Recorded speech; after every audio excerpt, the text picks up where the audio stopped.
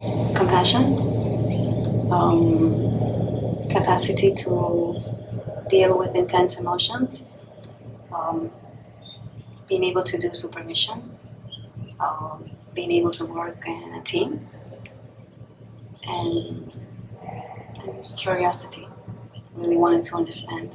I think that's crucial.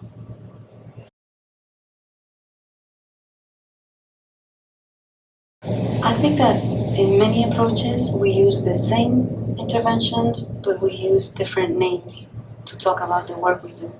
So I think a lot of the things that are being explained now, maybe they're more clear, or maybe they have been influenced by many authors that have been speaking about this for a long time, like Janet, for example.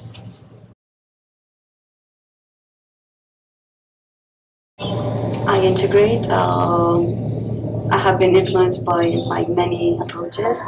So I integrate DBT, mentalization, and schema therapy, but I mostly work with EMDR. I integrate everything from with the EMDR model.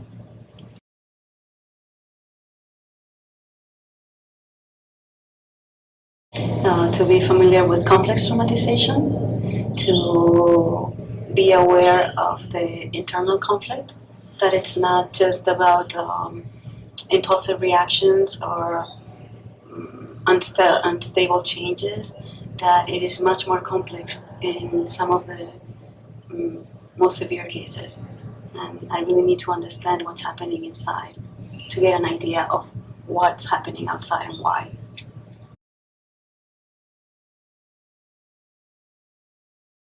Yes, I always say that the criteria 9 is one of the most ignored, but I refer to the second part, the severe dissociative symptoms. I think that suspiciousness and it's very familiar for clinicians, but dissociation is not so familiar. So I think we really need to explore these aspects from the beginning.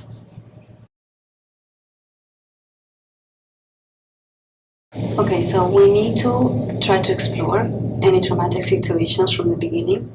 But when we notice that the client is not really managing this okay, or they are going into long silences, or they're getting overwhelmed, or they're not really connected to what they're answering, those might be signals that the person is not ready to go there. So we need to be attentive to the dissociative language so we can help them uh, graduate the pace.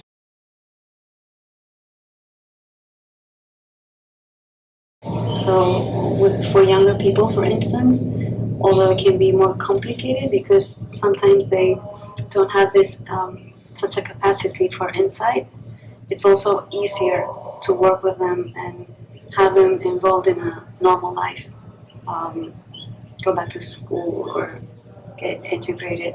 With people that have been like this for many years, it can be longer. So I just try to be really honest about time and saying that the important um, issues that they can improve.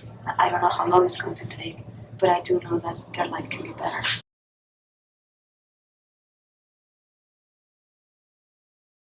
I don't know. I think that many times I have been saved by really wanting to understand, being curious about what's happening.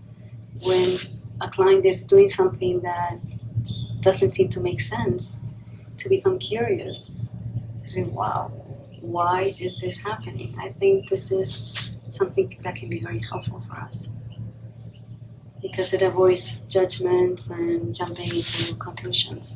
I don't know.